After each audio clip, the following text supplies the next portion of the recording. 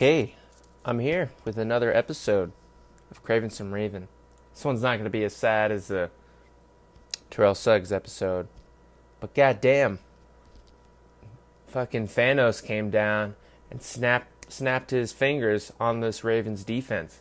Number one defense in the league, and now we got no Eric Weddle, no Terrell Suggs, no CJ Mosley, no Zadarius Smith. It was always a question of would the Ravens actually bring any of these guys back. Eric DeCosta wants to bring back young talent. So at least you thought CJ Mosley, they're going to pay him. Zadarius Smith, they might pay him. But damn, CJ Mosley, he signed that big-ass contract, $85 million over 5 years, which equates to $17 million a year to the Jets. I mean, the Jets had a bunch of money. So they're signing people. They also signed Anthony Barr. But right before I got on this, I saw that Anthony Barr is actually going back to the Vikings. He's canceling that. So basically, any of these moves, they're not quite done yet. Not until Wednesday, I believe. But damn, like when you look at the Ravens, like their losses with those four guys, if you look at them individually, you can make an argument like, oh well, they got someone underneath, or they could fill that guy in the draft. They have dudes behind them.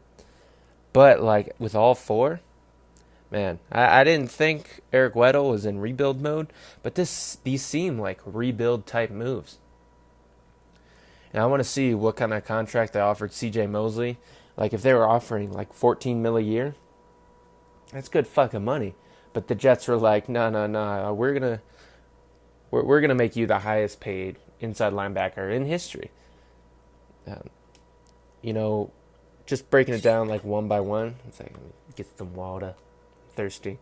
This is dehydrating work. This free agency. I'm got like sweaty palms.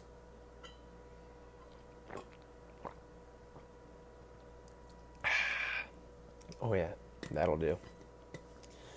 But listen, like with the loss of Eric Weddle, you're thinking, oh, they got Deshaun Elliott, like what we saw from Chuck Clark in those few games. We still have Anthony Levine Sr., who I think is one of the most underrated players on the Ravens. They could fill in, plus maybe a draft pick, And then with Terrell Suggs and Zadarius Smith, because they're kind of at the same position, we do have Tim Williams and Tyus Bowser. And I still liked what I saw from them. It's just they never got on the field because those guys were higher up on the depth chart.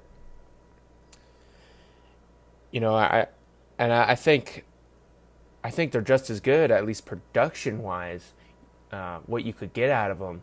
But, we haven't quite seen it yet. I think they just because they weren't on the field, if they're not on the field, is that because they're terrible? Because, I still liked what I saw from them. They got a ton of QB hurries, and I think they could replace that production, plus a draft pick. But, damn, fucking Thanos had his way with our defense. The snapture happened. And with CJ Mosley, the Ravens obviously liked enough what they saw from Kenny Young, Peanut, and the Ravens just in general, they've always found undrafted guys. So we have like Bam Bradley, CJ Board, those guys, they got on the team because they were good enough to make the team. The Ravens have an eye for inside linebackers. So if you're just looking at CJ Mosley by itself, totally fine. I think we will be fine. CJ Mosley is one of the elite inside linebackers in all of football. But I think what we saw from Kenny Young is that he could also be elite. Like I said, the Ravens have a knack for finding those guys in the draft or through undrafted guys. But like I'm saying, like as a whole, damn, lost a lot of leaders on that team.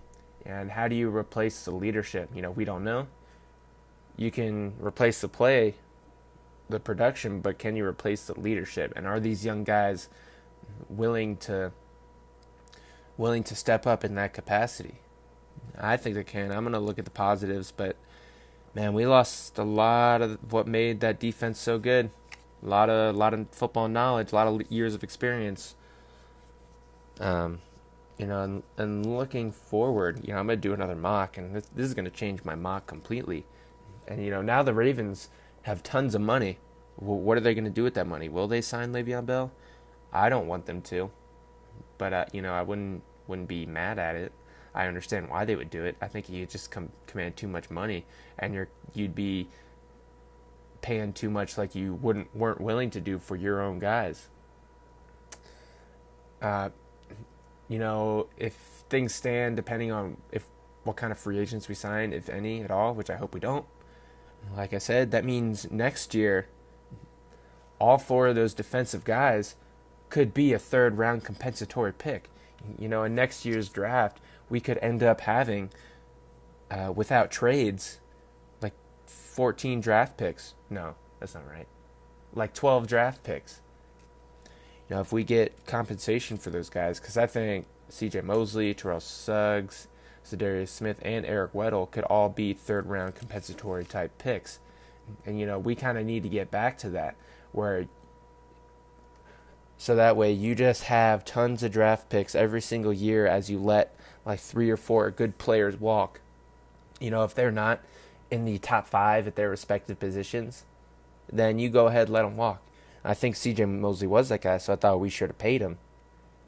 But this just seems like they're trying to rebuild. No. Maybe, I like the young guys. Maybe they're just going to try to use them. Just go in with these young guys, maybe add a few draft picks. But this changes so much. It's very telling what Eric DeCosta is trying to do. This is his team now, and he's making the moves that he wants to make. Sad day to be a Ravens fan. And free agency ain't even close to over. They got tons of money, but you got to be wary of them signing a huge guy, because first it goes against the compensatory pick, and then secondly, they have guys in the future that you gotta, you can't just be up against the salary cap every year. I know if you're not up against the salary cap, it's like, well, you could have done more to make your team better. But you got to think about the future in some capacity. Eventually in 4 or 5 years, Lamar Jackson, I guess 4 years, he's going to be a $30 million quarterback. If he continues his success like I think he will. I don't know, are there $30 million quarterbacks yet? But I think by the time he's up for free agency, I think there are going to be $30 million quarterbacks, and he's going to be one of them. You're going to have to pay him. So you got to have some money aside, at least $30 million by that point. And, they're clearing up money right now. That's for sure. That's for damn sure. I want to hear Eric DeCosta explain yourself. Please? Can I get an explanation? Because these were leaders, man. These are guys on your team that are, I don't know, you're missing more than just production when you let all of these guys walk. And I can't see the Ravens being a number 1 defense again. Maybe it was scheme. Maybe Wink Martindale is that good. But I don't know. This is a player's game. I think coaching is more important in football than any other sport. But at the same time, I just wanted CJ Mosley to stay. I thought he could have been a stalwart. And out of all of them, like if they kept everyone and let CJ Mosley walk, it would make sense. Because I like what the Ravens have done in the past with the inside linebacker position. They always seem to find guys that work their scheme and are just excellent fits and somehow just get the job done. You're like, who? And they end up making major plays. Like Kenny Young last year when coming out of the draft, it was like, Kenny Young, who the fuck is that? And next thing you know, he's balling out for us in the preseason, then in the regular season. Then his production dropped off. But man, dude was making plays. But listen, nothing is official yet. Not even all the numbers are out. Any of them could technically still come back, which I find very unlikely. Like, because that's what's going on with Anthony Barr right now. I'm just seeing it on my. I have it muted, but uh, Anthony Barr will remain with the Vikings, not sign with the Jets. Which, I thought when I saw the Jets, they had Anthony Barr and CJ Mosley, and they have uh, Jamal Adams in the back end. Man, Jets, that's pretty good defense right there. You need a good tandem of linebackers.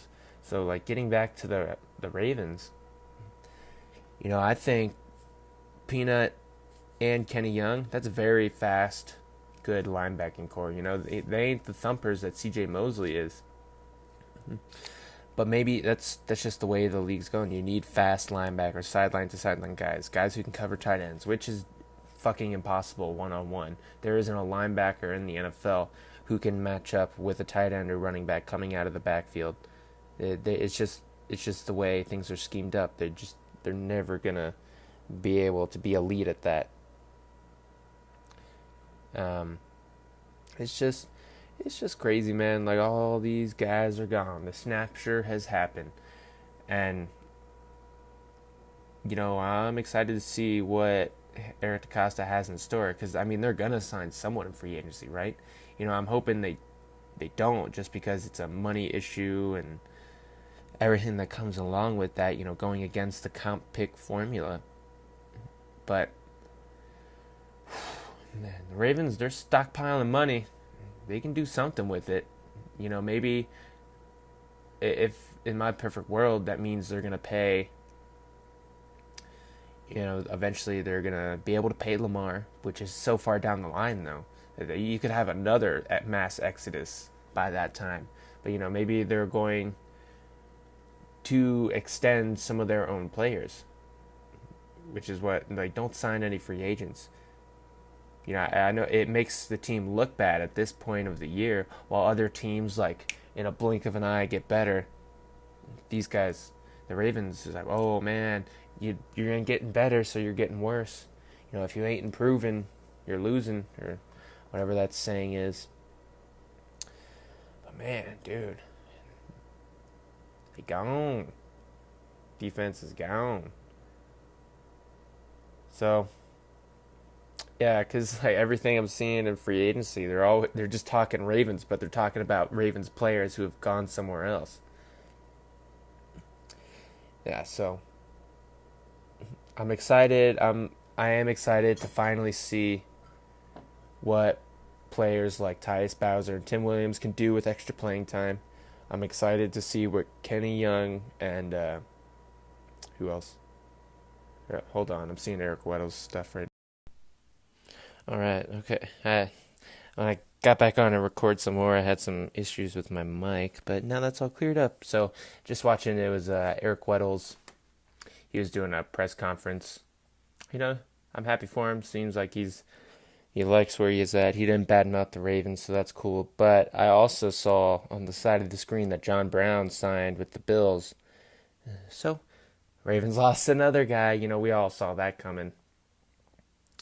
But it's like, man, dude, I keep saying it, but fucking snapture came and Thanos came to Owings Mills.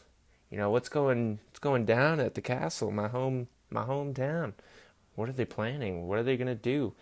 They're creating more holes, more and more. I believe they can fill it, but when you only see exiting of players, it concerns you.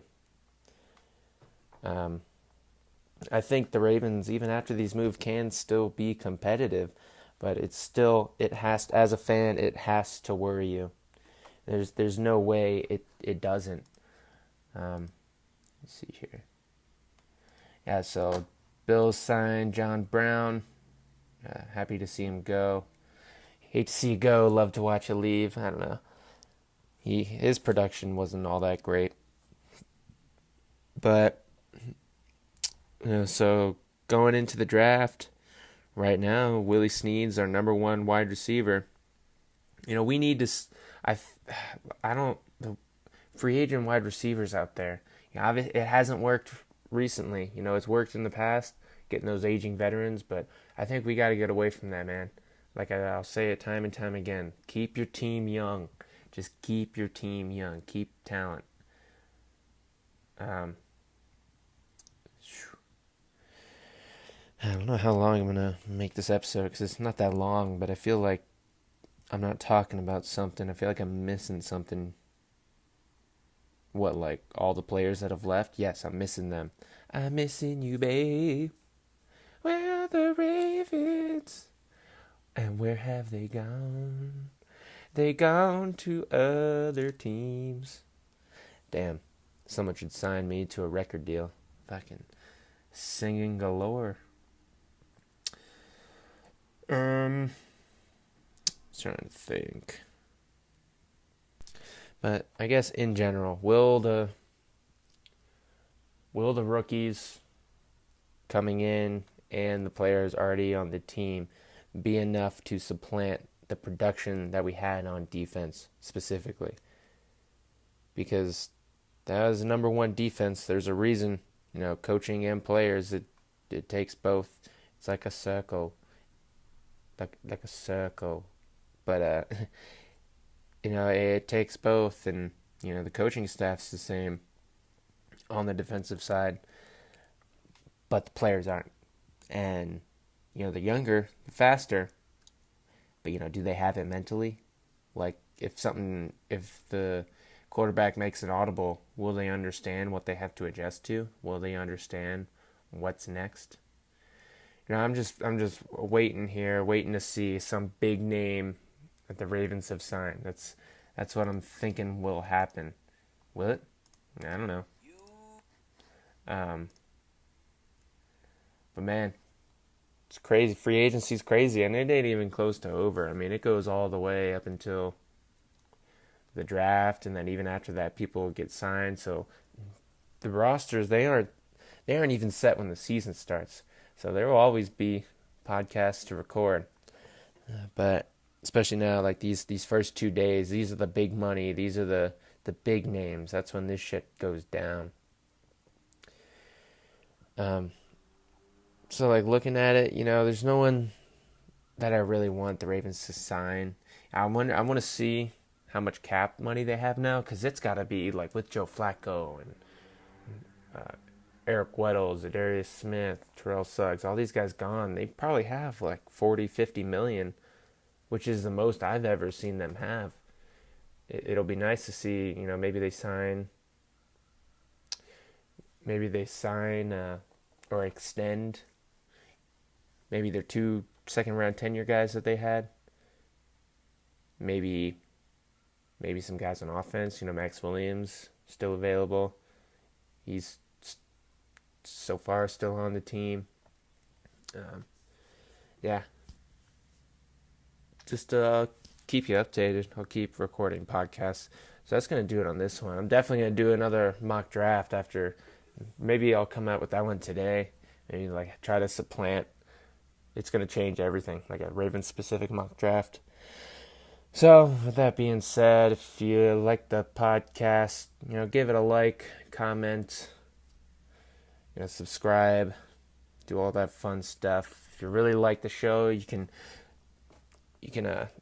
join my Patreon for $5 a month. You can get me and only me. I'll give you a shout out every episode. Maybe I'll do some exclusive content. Haven't decided because I don't have one yet. But that's my Patreon's CSR Pod. Or you can donate to my Venmo, which is also at CSR Pod, spelled CSRPOD.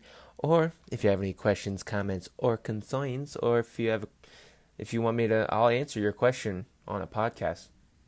I'll keep in touch. I have enough free time on my hands to get back to you. You can send me an email at csrpod@gmail.com, spelled CSRPOD@gmail.com. And I think that's going to do it. Go Ravens and have a good day.